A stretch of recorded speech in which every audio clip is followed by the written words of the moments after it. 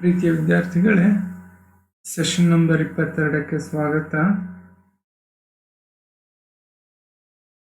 ಇದು business statistics 2 6ನೇ semester, Mysuru ವಿಶ್ವವಿದ್ಯಾನಿಲಯ. ಹಿಂದಿನ ತರಗತಿಯಲ್ಲಿ ನಾವು ಸ್ಟ್ಯಾಟಿಸ್ಟಿಕಲ್ ಡಿಸಿಷನ್ ಥಿಯರಿ ಎನ್ನುವ ಪಾಠದ ಪೇ ಆಫ್ ಟೇಬಲ್ ಪ್ರಿಪ್ರೇಷನ್ ಎನ್ನುವ ಒಂದು ಭಾಗವನ್ನು ತಿಳ್ಕೊಳ್ಳೋಣ. ನಾವು ಹಿಂದಿನ ತರಗತಿಯಲ್ಲಿ ಸ್ಟ್ಯಾಟಿಸ್ಟಿಕಲ್ ಡಿಸಿಷನ್ ಥಿಯರಿ ಅಂದ್ರೆ ಏನು ಅನ್ನೋ ಇಂಟ್ರೊಡಕ್ಷನ್ ಪಾರ್ಟ್ನ ನಾವು ತಿಳ್ಕೊಂಡ್ವಿ. ಅದರಲ್ಲಿ ಸ್ಟ್ಯಾಟಿಸ್ಟಿಕಲ್ ಡಿಸಿಷನ್ ಥಿಯರಿ ಅಂದ್ರೆ ಏನು, ಆ ಡಿಸಿಷನ್ ಮೇಕಿಂಗ್ ಪ್ರೋಸೆಸ್ನ ತಿಳ್ಕೊಂಡಿದ್ವಿ. ಹಾಗೇನೆ what are the components of decision making ಅನ್ನೋದನ್ನ ನಾವು ತಿಳ್ಕೊಂಡಿದ್ವಿ. ಹಾಗೇನೆ ಪೇ ಆಫ್ ಟೇಬಲ್ ಅಂದ್ರೆ ಏನು ಅಂತ ಹೇಳ್ಬಿಟ್ಟು ಒಂದು ಬ್ರೀಫ್ ಆಗಿ ನಾನು ಹೇಳಿದ್ದೆ. ಬಟ್ ಇಂದಿನ ಸೆಷನಲ್ಲಿ ಪೇ ಆಫ್ ಟೇಬಲ್ ಅಂತಂದ್ರೆ ಏನು ಅಂತ ಹೇಳ್ಬಿಟ್ಟು ನಾವು ಡೀಟೇಲ್ ಆಗಿ ತಿಳ್ಕೊಳ್ಳೋಣ. ಮತ್ತು ಹಾಗೇನೆ ಈ ಪೇ ಆಫ್ ಟೇಬಲ್ನ ಹೇಗೆ ಪ್ರಿಪೇರ್ ಮಾಡೋದು ಅಂತಲೂ ನಾವು ತಿಳ್ಕೊಳ್ಳೋಣ. Pay of table is the listing of amounts of various payoffs for each act strategy under various events, states or nature outcomes. Idರಲ್ಲಿ ನೋಡಿ, few words you see. It's a listing of amounts of various payoff for each act, right? ಇದರಲ್ಲಿ ಏನಾಗ್ತದೆ, ಆ್ಯಕ್ಟ್ಗಳಿರ್ತದೆ. It means ನಾವು ಏನಾದರೂ ಒಂದು action select ಮಾಡ್ಕೋಬಹುದು ಬೇಕಲ್ವಾ. Action 1, action 2 R action 3 ಅಂತ ಹೇಳ್ಬಿಟ್ಟು ನಮಗೆ ಅವಕಾಶ ಇರ್ಬೋದು. Under various events or states of nature, ನಮಗೆ ಸ್ಟೇಟ್ಸ್ ಆಫ್ ನೇಚರ್ ಕೂಡ ಇರ್ಬೋದು. ದಟ್ ಮೀನ್ಸ್ ಈ ಆ್ಯಕ್ಟ್ಸ್ಗಳೇನಾಗ್ತದೆ ನಮ್ಮ ಕಂಟ್ರೋಲ್ ಇರುತ್ತೆ. We can select either of the act. But ಏನಾಗ್ತದೆ, states of nature or outcomes ಏನಾಗಿರುತ್ತೆ ನಮ್ಮ ಕಂಟ್ರೋಲಲ್ಲಿ ಇರೋದಿಲ್ಲ. For example, state high demand ಇರ್ಬೋದು ಅಥವಾ ಲೋ ಡಿಮ್ಯಾಂಡ್ ಇರ್ಬೋದು. ಇವಾಗ ಏನಾಗ್ತದೆ, this are the two situations in future or events may happen or state of nature that may persist. ಈ ಪ್ರತಿಯೊಂದು ಸಿಚುಯೇಷನ್ಗಳಲ್ಲೂ ನಮ್ಮ ಪೇಮೆಂಟ್ ಅಥವಾ ಪೇ ಆಫ್ ಏನಿರುತ್ತೆ ಅಂತ ಹೇಳ್ಬಿಟ್ಟು ನಾವು ಸೆಲೆಕ್ಟ್ ಮಾಡಬೇಕಾಗಿರುತ್ತೆ. 3 ಆ್ಯಕ್ಷನ್ ಇರ್ಬೋದು. ನಮ್ಮ ಬಿಸ್ನೆಸ್ ಕೆಪಾಸಿಟಿನ ಎಕ್ಸ್ಪ್ಯಾಂಡ್ ಮಾಡೋದು ಅಥವಾ ಮೇಂಟೈನ್ ಮಾಡೋದು ಅಥವಾ ರಿಡ್ಯೂಸ್ ಮಾಡೋದು. ಈ ಆ್ಯಕ್ಷನ್ ತಗೊಂಡಾಗ ಮತ್ತು ಈ ಸಿಚುವೇಶನ್ ಇದ್ದಾಗ ಎಷ್ಟು ಪ್ರಾಫಿಟ್ ಬರುತ್ತೆ, ಎಷ್ಟು ಪೇ ಆಫ್ ನಮಗೆ ಸಿಗುತ್ತೆ ಅಂತ ಹೇಳ್ಬಿಟ್ಟು ಕ್ಯಾಲ್ಕುಲೇಟ್ ಅಥವಾ ಗೆಸ್ ಮಾಡೋದು ಅಥವಾ ಎಸ್ಟಿಮೇಟ್ ಮಾಡೋದನ್ನ ನಾವೇನಂತೀವಿ, ಪೇ ಆಫ್ ಟೇಬಲ್ ಅಂತ ಕರಿತೀವಿ. I hope you understood. ಇದರಲ್ಲಿ ಕೆಲವು 2 ಕಾಂಪೊನೆಂಟ್ಸ್ ಇದೆ ನಾನು ಹೇಳಿದಾಗ. ಒಂದು ಆ್ಯಕ್ಟ್ಸ್, ಇನ್ನೊಂದು situation or states of nature. ನಾನು ಪ್ರೀವಿಯಸ್ ಕ್ಲಾಸಲ್ಲಿ ಹೇಳಿದ ಹಾಗೆ ಆ್ಯಕ್ಟ್ಸ್ ಅಂತಂದ್ರೆ ಏನಂದರೆ, decision making problem deals with selection of single act from the set of alternative acts. ನಮ್ಗೇನಾಗ್ತದೆ ಅಂದರೆ ಮೋರ್ ದೆನ್ 1 ಆಲ್ಟರ್ನೇಟಿವ್ ಏನಾಗ್ತದೆ ಅವೈಲಬಲ್ ಇರುತ್ತೆ. ಆ 3 ಆಲ್ಟರ್ನೇಟಿವ್ಸಲ್ಲಿ ನಾವು ಯಾವುದಾದ್ರೂ ಒಂದನ್ನು ಸೆಲೆಕ್ಟ್ ಮಾಡಬೇಕಾಗ್ತದೆ. ಓಕೆನಾ? ಅದನ್ನು ನಾವೇನಂತೀವಿ, acts or courses of action ಅಥವಾ ಸ್ಟ್ರಾಟಜಿ ಅಂತ ಡಿಫ್ರೆಂಟ್ ನೇಮ್ಗಳಲ್ಲಿ ನಾವು ಅದನ್ನ ಕರಿತೀವಿ.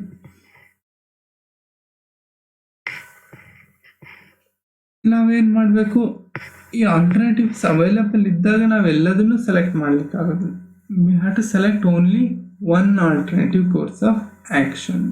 For example, I told you know, ಬಿಸ್ನೆಸ್ಸಿನ ಕೆಪಾಸಿಟಿಯ ಪ್ರೊಡಕ್ಷನ್ ಕೆಪಾಸಿಟಿ ಎಕ್ಸ್ಪ್ಯಾಂಡ್ ಮಾಡಬೇಕು ಅಥವಾ ಇರೋದನ್ನ ಮೇಂಟೈನ್ ಮಾಡಬೇಕು ಅಥವಾ ರಿಡ್ಯೂಸ್ ಮಾಡಬೇಕು. ಈ 3 ಅವಕಾಶ ಇದ್ದಾಗ ನಾವು ಯಾವ್ದಾದ್ರು ಒಂದನ್ನು ಮಾತ್ರ ಸೆಲೆಕ್ಟ್ ಮಾಡಲಿಕ್ಕಾಗುತ್ತೆ. 3 ಕೂಡ ಸೆಲೆಕ್ಟ್ ಮಾಡಲಿಕ್ಕೆ ನಮಗೆ ಅವಕಾಶ ಇರೋದಿಲ್ಲ. ಫಾರ್ ಎಕ್ಸಾಂಪಲ್, ಪ್ರೊಡಕ್ಷನ್ ಲೆವೆಲ್ನ ಜಾಸ್ತಿ ಮಾಡಬೇಕಾ ಅಥವಾ ಹೊಸ ಮಾರ್ಕೆಟ್ಗೆ ಎಂಟ್ರಿ ಆಗಬೇಕಾ ಬೇಡವಾ, ಈ ರೀತಿ ನಾವು ಏನು ಮಾಡಬೇಕು, ಡಿಸಿಷನನ್ನು ತಗೊಳ್ಬೇಕಾದಂಥ ಪರಿಸ್ಥಿತಿ ಇರುತ್ತೆ. I already told in a previous class, these are acts or strategies are in complete control of decision maker.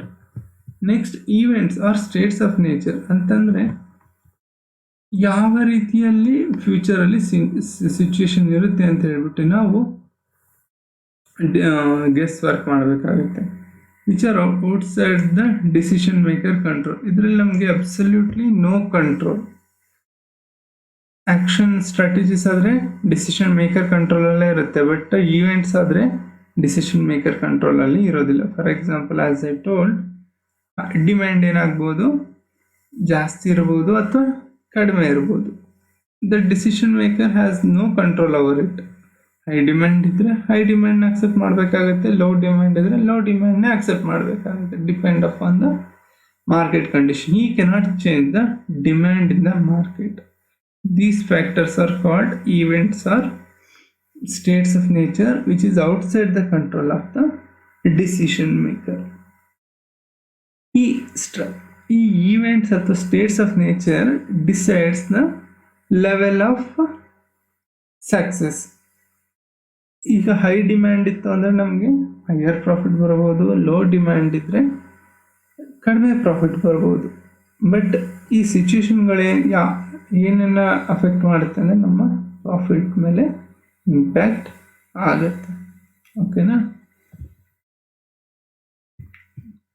Pay of table ಯಾವ ರೀತಿ ಇರುತ್ತೆ ಅಂತ ಆಸ್ ಐ ಶೋನ್ ಪ್ರಿವಿಯಸ್ಲಿ, ಇದರಲ್ಲಿ ಏನಾಗುತ್ತೆ, ಸಿಚುವೇಶನ್ಗಳಿರುತ್ತೆ. ಸಿಚುವೇಶನ್ಗಳನ್ನ ನಾವು ಅಥವಾ ಸ್ಟೇಟ್ ಆಫ್ ನೇಚರ್ನ ನಾವು ಎಸ್ ಅಥವಾ ಇ ಅನ್ನೋ ಲೆಟರಿಂದ ತೋರಿಸ್ತೀವಿ.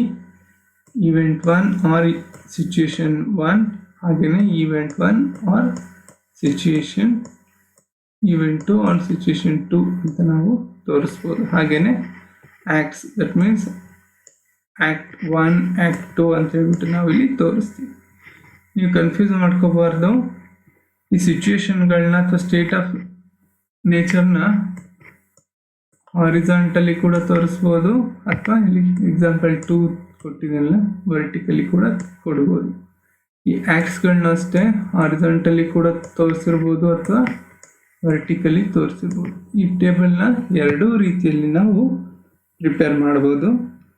ಇದ್ರ ಮೇಲೆ ನಮ್ಮ ಡಿಸಿಷನ್ ಮೇಕರ್ಗೆ ಏನಿರಲ್ಲ, ನೋ ಕಂಟ್ರೋಲ್.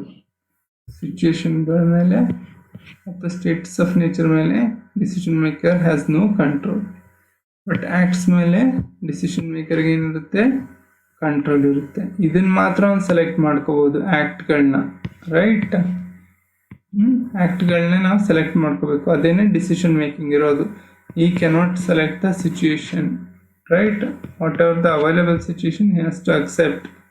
ಸಿಚುಯೇಷನ್ ಅಥವಾ ಸ್ಟೇಟ್ಸ್ ಆಫ್ ನೇಚರ್ನ ನಾವು ಚೇಂಜ್ ಮಾಡ್ಲಿಕ್ಕೆ ಆಗೋದಿಲ್ಲ. ಮಾರ್ಕೆಟಲ್ಲಿ ಡಿಮ್ಯಾಂಡ್ ನಾವು ಕ್ರಿಯೇಟ್ ಮಾಡ್ಲಿಕ್ಕೆ ಆಗೋದಿಲ್ಲ. ಸಿಚುಯೇಷನ್ ಬರ್ಬೋದು, there may be high demand. Corona ಹೀಗೆ ಜಾಸ್ತಿ ಆಗ್ತಾ ಇದ್ರೆ ಏನಾಗುತ್ತೆ, ಮೆಡಿಸಿನ್ಸು, PPE ಕಿಟ್ಸು, ಆಕ್ಸಿಜನ್ಗೆ ಏನಾಗ್ತದೆ, ಹೈ ಡಿಮ್ಯಾಂಡ್ ಇರುತ್ತೆ, ರೈಟ್? ಬಟ್ ಸಿಚುವೇಶನ್ ಕಂಟ್ರೋಲಿಗೆ ಬಂದರೆ ಏನಾಗ್ಬೋದು, ಆಕ್ಸಿಜನ್ ಡಿಮ್ಯಾಂಡ್ ತುಂಬ ಕಡಿಮೆ ಆಗ್ಬೋದು, right? So it's depend upon the situation, right? Next, payoff ಟೇಬಲ್ನ ಹೇಗೆ ಪ್ರಿಪೇರ್ ಮಾಡೋದು? ಫಸ್ಟ್ ಏನು ಮಾಡ್ಬೇಕು ನಾವು, ಆಲ್ಟರ್ನೇಟಿವ್ ಕೋರ್ಸಸ್ ಆಫ್ ಆ್ಯಕ್ಷನ್ಸ್ನ ಸ್ಟ್ರಾಟಜೀಸ್ನ ಫೈಂಡ್ ಔಟ್ ಮಾಡಬೇಕು. ಅದನ್ನು ಹಾರಿಜಾಂಟಲಿ ಅಥವಾ ವರ್ಟಿಕಲಿ ಪೇ ಆಫ್ ಟೇಬಲಲ್ಲಿ ಬರಿಬೇಕು. ಹಾಗೆಯೇ identify the various states of nature or outcome, ಅದನ್ನು ಕೂಡ ನಾವು ಫೈಂಡ್ ಔಟ್ ಮಾಡಿ ಎಸ್ಟಿಮೇಟ್ ಮಾಡಿ ನಾವು ಟೇಬಲಲ್ಲಿ ಬರಿಬೇಕಾಗ್ತದೆ. ನೆಕ್ಸ್ಟ್, ಪೇ ಆಫ್ ಫಂಕ್ಷನನ್ನು ಸೆಟಪ್ ಮಾಡಬೇಕು. ಪೇ ಆಫ್ ಫಂಕ್ಷನ್ ಏನಂತಂದರೆ, ಎಷ್ಟು ಯೂನಿಟ್ಸ್ನ ಮಾರಿದರೆ ಎಷ್ಟು ಪ್ರಾಫಿಟ್ ಬರುತ್ತೆ, ಸೊ ಈ ಸಿಚುವೇಶನ್ ಹೇಗಿದ್ದಾಗ ಎಷ್ಟು ಪ್ರಾಫಿಟ್ ಬರುತ್ತೆ ಅಂತ ಹೇಳ್ಬಿಟ್ಟು ನಾವು ಒಂದು ಫಂಕ್ಷನನ್ನು ಬರಿತೀವಿ. ಅದನ್ನು ನಾವು ಪೇ ಆಫ್ ಫಂಕ್ಷನ್ ಅಂತ ಹೇಳ್ತೀವಿ. ಅದನ್ನು ಇನ್ನು ಒಂದು ಪ್ರಾಕ್ಟಿಕಲ್ ಎಕ್ಸಾಂಪಲ್ ನೋಡಿದಾಗ ನಿಮಗೆ ನೀಟಾಗಿ ಅರ್ಥ ಆಗ್ತದೆ. Next, last step is calculate pay of for each strategy under various events. ಪ್ರತಿಯೊಂದು ಆ್ಯಕ್ಟಿಗೂ ವೇರಿಯಸ್ ಸಿಚುಯೇಷನ್ಗಳಲ್ಲಿ ಹೇಗೆ ಪ್ರಾಫಿಟ್ ಬರುತ್ತೆ, ಎಷ್ಟು ಪ್ರಾಫಿಟ್ ಬರುತ್ತೆ ಅಂತ ಹೇಳ್ಬಿಟ್ಟು ನಾವೇನು ಮಾಡಬೇಕಾಗುತ್ತೆ, ಎಸ್ಟಿಮೇಟ್ ಮಾಡಿಬಿಟ್ಟು ಪ್ರತಿಯೊಂದು ಅಪ್ರೋಪ್ರಿಯೇಟ್ ಸೆಲ್ಲಲ್ಲಿ ಅದನ್ನು ಬರಿಬೇಕಾಗ್ತದೆ. This is an example. If you have 4 acts, action 1, action 2, action 3, action 4, ನಮಗೆ 4 ಆಲ್ಟರ್ನೇಟಿವ್ ಇರುತ್ತೆ. ಇದರಲ್ಲಿ ಯಾವುದನ್ನಾದರೂ ಒಂದನ್ನು ನಾವು ಸೆಲೆಕ್ಟ್ ಮಾಡಬೇಕಾಗುತ್ತೆ. ಹಾಗೆ ಸಿಚುಯೇಷನ್ ಕೂಡ 4 ಇರ್ಬೋದು ಫ್ಯೂಚರಲ್ಲಿ, situation 1, situation 2, situation 3 or situation 4. ನಾವು ಈಗ ಏನು ಮಾಡಬೇಕು, ಪ್ರತಿಯೊಂದಕ್ಕೂ ಕೂಡ ಪೇ ಆಫ್ನ ಎಸ್ಟಿಮೇಟ್ ಮಾಡಬೇಕಾಗುತ್ತೆ. ಸಿಚುಯೇಷನ್ 1 ಇದ್ದಾಗ ನಾವು ಆ್ಯಕ್ಷನ್ 1 ಸೆಲೆಕ್ಟ್ ಮಾಡಿದರೆ ಎಷ್ಟು ಪ್ರಾಫಿಟ್ ಬರುತ್ತೆ, ಸಿಚುಯೇಷನ್ 1 ಇದ್ದಾಗ ಆ್ಯಕ್ಷನ್ 2 ಏನಾದ್ರು ಸೆಲೆಕ್ಟ್ ಮಾಡಿದರೆ ಎಷ್ಟು ಪ್ರಾಫಿಟ್ ಬರುತ್ತೆ, ಸಿಚುಯೇಷನ್ 1 ಇದ್ದಾಗ ಆ್ಯಕ್ಷನ್ 3 ಸೆಲೆಕ್ಟ್ ಮಾಡಿದರೆ ಎಷ್ಟು ಪ್ರಾಫಿಟ್ ಬರುತ್ತೆ ಅಂತ ಹೇಳ್ಬಿಟ್ಟು ನಾವು ಅಪ್ರೋಪ್ರಿಯೇಟ್ ಸೆಲ್ಲಲ್ಲಿ ವ್ಯಾಲ್ಯೂಸ್ನ ಎಂಟ್ರಿ ಮಾಡಬೇಕಾಗುತ್ತೆ. ಇದನ್ನು ನಾವೇನಂತೀವಿ, ಪೇ ಆಫ್ ಮ್ಯಾಟ್ರಿಕ್ಸ್ ಅಥವಾ ಪೇ ಆಫ್ ಟೇಬಲ್ ಅಂತ ಕರಿತೀವಿ. ಒಂದು ಎಕ್ಸಾಂಪಲ್ ನೋಡೋಣ, ಈಗ ನಿಮ್ಗೆ ನೀಟಾಗಿ ಅರ್ಥ ಆಗುತ್ತೆ. The following information set up a payoff function and prepare payoff table. ಈ ಇರುವಂಥ ಇನ್ಫಾರ್ಮೇಷನ್ನ ಬಳಸ್ಕೊಂಡು ನಾವು ಒಂದು ಪೇ ಆಫ್ ಟೇಬಲ್ನ ಪ್ರಿಪೇರ್ ಮಾಡೋಣ. Demand for an item can be 0 to 4 units per day. Demand ಏನಾಗಿದೆ, 0 ಇಂದ 4 ಯೂನಿಟ್. ದಿಸ್ ಆರ್ ದ, ಇದನ್ನೇನಂತೀವಿ, ಆ್ಯಕ್ಟ್ಸ್ ಅಂತೀವ ಅಥವಾ ಸ್ಟ್ರಾಟಜಿ ಅಂತೀವ, ಆ್ಯಕ್ಟ್ ಅಂತೀವ ಅಥವಾ ಸಿಚುಯೇಷನ್ ಅಂತೀವ. ಡಿಮ್ಯಾಂಡ್ಗೆ demand can be 0 to 4 units. That means demand 0 ಇರ್ಬೋದು, 1 ಇರ್ಬೋದು, 2 ಇರ್ಬೋದು, 3 ಇರ್ಬೋದು ಅಥವಾ 4 ಇರ್ಬೋದು. ಇದೇನಾಗ್ತದೆ, situation or state of nature ಅಂತ ಕರಿಬೋದು. ಇದನ್ನು ಡಿಮ್ಯಾಂಡ್ನ ನಾವು ಚೇಂಜ್ ಮಾಡ್ಲಿಕ್ಕೆ ಆಗೋದಿಲ್ಲ. ಡಿಮ್ಯಾಂಡ್ ಎಷ್ಟಿರುತ್ತೆ ನಾವು ಅಷ್ಟನ್ನು ನಾವು ಏನು ಮಾಡಬೇಕು, ಸೆಲೆಕ್ಟ್ ಮಾಡಬೇಕಾಗುತ್ತೆ. ಇದನ್ನು ನಾವೇನಂತೀವಿ, ಸ್ಟೇಟ್ ಆಫ್ ನೇಚರ್ ಅಂತ ಕರೀತೀವಿ. ನೆಕ್ಸ್ಟ್ ಹಾಗೇನೆ purchase price of per unit ಏನಾಗಿದೆ, 15 rupees ಇದೆ. ಸೆಲ್ಲಿಂಗ್ ಪ್ರೈಸ್ ಪರ್ ಯೂನಿಟ್ ಏನಿದೆ, 40 rupees. Right. Unsold stock is A complete loss. ನಾವೇನು ಮಾಡ್ಬೋದು, ಇದನ್ನ ಸಿಚುಯೇಷನ್ ಅಂದರೆ ನಾವು ಆಲ್ಟರ್ನೇಟಿವ್ ಕೋರ್ಸಸ್ ಆಫ್ ಆ್ಯಕ್ಷನ್ ಏನಾಗುತ್ತೆ, ಆ್ಯಕ್ಟ್ಸ್ನ ನಾವೇನಂತ ಕರಿಬೋದು, ಆ್ಯಕ್ಟ್ಸ್ ಅಂತ ಕರಿಬೋದು. ನಾವು ಸ್ಟಾಕ್ನು ಕೂಡ ಏನು ಮಾಡ್ಬೋದು, 0 ಸ್ಟಾಕ್ ಇಟ್ಕೋಬೋದು, 1 ಸ್ಟಾಕ್ ಇಟ್ಕೋಬೋದು, 2 ಸ್ಟಾಕ್ ಇಟ್ಕೋಬೋದು, 3 ಸ್ಟಾಕ್ ಇಟ್ಕೋಬೋದು ಅಥವಾ 4 ಸ್ಟಾಕ್. ದಿಸ್ ಈಸ್ ದ ಏನಾಗ್ತದೆ, this is alternative available to us. ಎಷ್ಟು ಸ್ಟಾಕ್ ಇಟ್ಕೋತೀವಿ ಅನ್ನೋದು ನಮ್ಗೆ ಆಲ್ಟರ್ನೇಟಿವ್ ಆಗುತ್ತೆ. ನಾವು 0 ಸ್ಟಾಕ್ ಇಟ್ಕೊಂಡಾಗ 0 ಡಿಮ್ಯಾಂಡ್ ಇದ್ದರೆ ಎಷ್ಟು ಪ್ರಾಫಿಟ್ ಬರುತ್ತೆ, 1 ಸ್ಟಾಕ್ ಇಟ್ಕೊಂಡು 1 ಡಿಮ್ಯಾಂಡ್ ಇದ್ದಾಗ ಎಷ್ಟು ಪ್ರಾಫಿಟ್ ಬರುತ್ತೆ,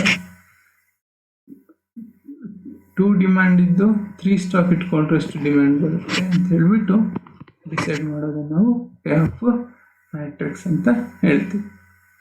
ಓಕೆನಾ. ಸಿಚುಯೇಷನ್ ಅಂದರೆ state of nature is varies between the demands. ಹಾಗೆಯೇ ಆ್ಯಕ್ಟ್ಸ್ ಅಥವಾ ಸ್ಟ್ರಾಟಜೀಸ್ ಕೂಡ ವೇರಿ ಆಗುತ್ತೆ. ನಾವೇನು ಮಾಡ್ಬೋದು, ಯಾವ್ದಾದ್ರು ಒಂದನ್ನು ಸೆಲೆಕ್ಟ್ ಮಾಡ್ಕೋಬೋದು. 2 ಸ್ಟಾಕ್ ಇಟ್ಕೋಬೋದು, 3 ಸ್ಟಾಕ್ ಇಟ್ಕೋಬೋದು, 4 ಸ್ಟಾಕ್ ಇಟ್ಕೋಬೋದು. Depend upon our valuation. ಯಾವುದು ಬೆಟರ್ ಆಗುತ್ತೋ ಆ ಸಿಚುಯೇಷನ್ನ ನಾವು ಸ್ಟಾಕ್ನ ಇಟ್ಕೊಂತೀವಿ. ನೆಕ್ಸ್ಟ್ ಫಸ್ಟ್ ನಾವೇನು ಮಾಡಬೇಕು, ಒಂದು ಪೇ ಆಫ್ ಫಂಕ್ಷನನ್ನು ಬರಿಬೇಕಾಗುತ್ತೆ. What is payoff function ಅಂತಂದರೆ, ನೋಡಿ ಇಲ್ಲಿ ನಾನು ಡಿನ ಡಿಮ್ಯಾಂಡ್ ಅಂತ ಬರೆದಿದ್ದೀನಿ, ಇನ ಪರ್ಚೇಸ್ ಅಂತ ಬರೆದಿದ್ದೀನಿ. ನಮಗೆ 1 ಯೂನಿಟ್ನ ಸೇಲ್ ಮಾಡಿದ್ರೆ ಎಷ್ಟು ಪ್ರಾಫಿಟ್ ಬರುತ್ತೆ, 25 rupees ಪ್ರಾಫಿಟ್ ಬರುತ್ತೆ. Cost is 15 rupees, selling price is 40 rupees. ಅಂದರೆ ನಮಗೆ ಪ್ರಾಫಿಟ್ಟು 1 ಯೂನಿಟ್ಗೆ 25 rupees ಆಗುತ್ತೆ. ಸೊ ನಮಗೆ ಡಿಮ್ಯಾಂಡು ಪರ್ಚೇಸಸ್ಗಿಂತ ಜಾಸ್ತಿ ಇದೆ. For example, demand is 3 and we have A stock of 2. ಅವಾಗ ಏನಾಗ್ತದೆ, 2 ಯೂನಿಟ್ ನಮ್ಮ ಹತ್ರ ಸ್ಟಾಕ್ ಇದೆ, ಡಿಮ್ಯಾಂಡ್ ಏನಾಗಿದೆ, ಜಾಸ್ತಿ ಇದೆ. ಆ ಸಂದರ್ಭದಲ್ಲಿ ಏನಾಗ್ತದೆ, ನಮಗೆ ಪ್ರಾಫಿಟ್ಟು ಫುಲ್ ಸಿಗುತ್ತೆ. ಡಿಮ್ಯಾಂಡ್ 3 ಇದೆ, ನಮ್ಮ ಹತ್ರ 2 ಸ್ಟಾಕ್ ಇದೆ ಅಂದರೆ 2 ಯೂನಿಟ್ ಕೂಡ ನಾವು ಸೇಲ್ ಮಾಡ್ತೀವಿ. ಸೊ ಪ್ರಾಫಿಟ್ ಎಷ್ಟು ಬರುತ್ತೆ, 1 ಯೂನಿಟ್ಗೆ 25 ಅಂತಂದರೆ ನಮಗೆ 50 rupees ಪ್ರಾಫಿಟ್ ಬಂದೇ ಬರುತ್ತೆ. ರೈಟ್. ಹಾಗೆ ಡಿಮ್ಯಾಂಡ್ 4 ಯೂನಿಟ್ ಇದ್ದು ನಮ್ಮ ಸ್ಟಾಕು 3 ಯೂನಿಟ್ಸ್ ಇದ್ದಾಗ ಎಷ್ಟು ಪ್ರಾಫಿಟ್ ಬರುತ್ತೆ, 3 ಯೂನಿಟು ಸೇಲ್ ಮಾಡ್ತೀವಿ. ಯಾಕಂದರೆ ಡಿಮ್ಯಾಂಡ್ 4 ಇದೆ, ಪ್ರಾಫಿಟ್ಟು ಪ್ರತಿಯೊಂದು ಯೂನಿಟ್ಗೆ 25 rupees ಅಂದರೆ ನಮಗೆ 75 rupees ಬರುತ್ತೆ. ಸೊ ದಿಸ್ ಈಸ್ ಡಿಮ್ಯಾಂಡು ಪರ್ಚೇಸಸ್ಗಿಂತ ಜಾಸ್ತಿ ಇದ್ದಾಗ ನಮಗೆ ಎಷ್ಟು ಸಿಗುತ್ತೆ, ಅಂದಾಗ ನಾವು ಎಷ್ಟು ಯೂನಿಟ್ ಪರ್ಚೇಸ್ ಮಾಡಿದ್ವಿ ಇಂಟು 25. ಓಕೆನಾ? This is one condition. Another condition, what if demand is less, our purchases are more. For example, ಈ ಸಿಚುವೇಶನ್ ನೋಡಿ, ಈ ಸೆಲ್ಲಲ್ಲಿ ನಮ್ಮ ಡಿಮ್ಯಾಂಡ್ ಎಷ್ಟಿದೆ? ಒಂದೇ ಒಂದು ಯೂನಿಟ್ ಡಿಮ್ಯಾಂಡ್ ಇದೆ, ಬಟ್ ನಮ್ಮ ಸ್ಟಾಕ್ ಎಷ್ಟು ತೊಗೊಂಡು ಬಂದಿಟ್ಕೊಂಡಿದ್ವಿ? 3 ಯೂನಿಟ್ ತೊಗೊಬಂದಿಟ್ಕೊಂಡಿದ್ವಿ. ರೈಟ್? ಏನಾಗುತ್ತೆ? Unsold stock is complete loss. ನಾವು ಅವಾಗ ಏನು ಮಾಡ್ಬೋದು? ಒಂದು ಡಿಮ್ಯಾಂಡ್ ಇದ್ದಾಗ, 3 ಇದ್ದಾಗ ಓನ್ಲಿ 1 ಯೂನಿಟ್ನ ಸೇಲ್ ಮಾಡ್ಬೋದು. ಎಷ್ಟು ಪ್ರಾಫಿಟ್ ಬರುತ್ತೆ? 1 ಯೂನಿಟ್ಟಿಂದ 25 ರೂಪೀಸ್ ಪ್ರಾಫಿಟ್ ಬರುತ್ತೆ. ರೈಟ್? ಏನಾಗುತ್ತೆ? 3 ಯೂನಿಟ್ ಸ್ಟಾಕ್ ಇದ್ದಾಗ ಒಂದೇ ಯೂನಿಟ್ ಸೇಲ್ ಆದರೆ 2 ಯೂನಿಟ್ ಏನಾಗುತ್ತೆ? ಲಾಸ್. 1 ಯೂನಿಟ್ ಸೇಲ್ ಆಗಲಿಲ್ಲ ನಮ್ಗೆ ಎಷ್ಟು ಲಾಸ್ ಆಗುತ್ತೆ? ನಾವು 1 ಯೂನಿಟ್ಗೆ ಎಷ್ಟು ಕೊಟ್ಟು ತಂದಿರ್ತೀವಿ? 15 ರೂಪೀಸ್ ಕೊಟ್ಟು ತಂದಿರ್ತೀವಿ. ಎಷ್ಟು ಲಾಸ್ ಆಗ್ತದೆ ನಮಗೆ? 30 ರೂಪೀಸ್ ಲಾಸ್ ಆಗ್ತದೆ. 2 ಯೂನಿಟ್ ಅನ್ಸೋಲ್ಡ್. ನಮ್ಮ ಪೇ ಆಫ್ ಎಷ್ಟಾಗುತ್ತೆ? -5 ಆಗುತ್ತೆ. Right? This is how we prepare a payoff matrix. So this is a second condition for pay of function. ಯಾವಾಗ ಡಿಮ್ಯಾಂಡ್ ನಮ್ಮ ಪರ್ಚೇಸಸ್ ಅಥವಾ ಸ್ಟಾಕ್ಗಿಂತ ಕಡಿಮೆ ಇರುತ್ತೆ, ಆವಾಗ ಏನು ಮಾಡ್ತೀವಿ? ಡಿಮ್ಯಾಂಡ್ ಇಂಟು 25 ರೂಪೀಸ್ನ ನಾವು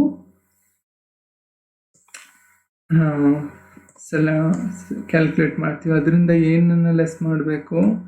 ಪರ್ಚೇಸಸ್ ಮೈನಸ್ ಡಿಮ್ಯಾಂಡ್. ನಾವು 3 ಯೂನಿಟ್ನ ಪರ್ಚೇಸ್ ಮಾಡಿದ್ದೀವಿ, ಮೈನಸ್ ಎಷ್ಟು ಯೂನಿಟ್ಸ್ ಡಿಮ್ಯಾಂಡ್ ಇದೆ? 1 ಯೂನಿಟ್ ಡಿಮ್ಯಾಂಡ್ ಇದೆ. That comes how much?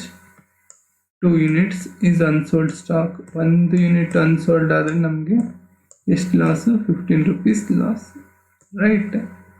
So total loss ಇಲ್ಲಿ ಎಷ್ಟಾಗ್ತದೆ? -30. ಇದನ್ನು ನಾನು ಇಲ್ಲಿ ಬರೆದಿದ್ದೀನಿ. 25 - 30 we get pay of -5 at this function. ಇದೇ ರೀತಿ ಪ್ರತಿಯೊಂದು ಕಾಂಬಿನೇಷನ್ಗೂ ನಾವು ಏನು ಮಾಡಬೇಕು? ಈ ಪೇ ಆಫ್ನ ಬರಿಬೇಕಾಗ್ತದೆ. ಸೊ ನಾನು ಇಲ್ಲೇನು ಮಾಡಿದ್ದೀನಿ? ಸೇಮ್ ಪ್ರಾಬ್ಲಮ್ನ ಬರೆದಿದ್ದೀನಿ, ಹಾಗೆ ಪೇ ಆಫ್ ಫಂಕ್ಷನ್ ಕೂಡ ಬರೆದಿದ್ದೀನಿ.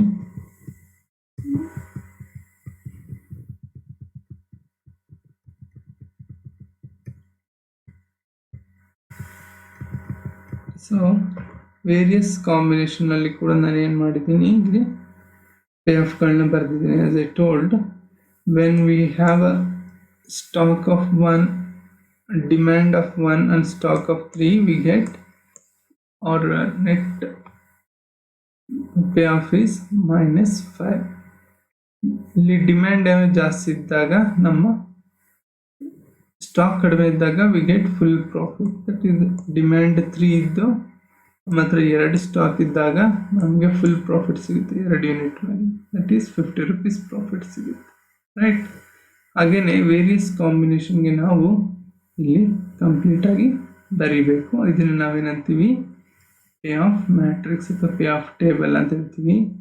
ಇಲ್ಲಿ ನಾನು ಆ್ಯಕ್ಟ್ಸ್ ಆರ್ ಸ್ಟ್ರಾಟಜೀಸ್ ಬರೆದಿದ್ದೀನಿ. ವರ್ಟಿಕಲ್ ಕಾಲಮಲ್ಲಿ ನಂಬರ್ ಆಫ್ ಯೂನಿಟ್ಸ್ ಇನ್ ಡಿಮ್ಯಾಂಡ್ನ ಬರೆದಿದ್ದೀನಿ. There is no strict rules that acts should come horizontally and situation or states of nature come in the vertical. It can be interchanged. With this we have come to the end of this session. ನೀವು ಈ ಸೆಷನಲ್ಲಿ ಏನು ತಿಳ್ಕೊಂಡ್ರಿ ಅಂದರೆ, pay of matrix ಅಂತಂದ್ರೆ ಏನು, pay of ಮ್ಯಾಟ್ರಿಕ್ಸ್ನ ಹೇಗೆ prepare ಮಾಡೋದು, ಹೇಗೆ various combinations of outcomes and strategies or return in a payoff matrix ಅನ್ನೋದನ್ನು ಕೂಡ ನಾವು ತಿಳ್ಕೊಂಡ್ವಿ. ಇನ್ನು ಮುಂದಿನ ತರಗತಿಯಲ್ಲಿ ನಾವು ಈ ಡಿಸಿಷನ್ ಮೇಕಿಂಗ್, ಈ ಪೇ ಆಫ್ ಮ್ಯಾಟ್ರಿಕ್ಸ್ನ ಬೇಸಿಸ್ ಆಗಿಟ್ಕೊಂಡು ನಾವು ವೇರಿಯಸ್ ಕ್ರೈಟೀರಿಯಾಗಳನ್ನ ಯೂಸ್ ಮಾಡಿಕೊಂಡು ಡಿಸಿಷನ್ಸ್ನ ತಗೋಬೇಕಾಗ್ತದೆ. ಆ ಡಿಸಿಷನ್ಸ್ನ ಹೇಗೆ ತಗೊಳ್ತೀವಿ, ಯಾವ್ಯಾವ ಕ್ರೈಟೀರಿಯಾ ಬೇಸಿಸ್ ಮೇಲೆ ನಾವು ಯಾವ ಆ್ಯಕ್ಷನನ್ನು ಅಥವಾ ಯಾವ ಸ್ಟ್ರಾಟಜೀಸ್ನ ನಾವು ಸೆಲೆಕ್ಟ್ ಮಾಡ್ತೀವಿ ಅಂತ ಹೇಳಿಬಿಟ್ಟು ಮುಂದಿನ ಕ್ಲಾಸಲ್ಲಿ ತಿಳ್ಕೊಳ್ಳೋಣ. Thank you very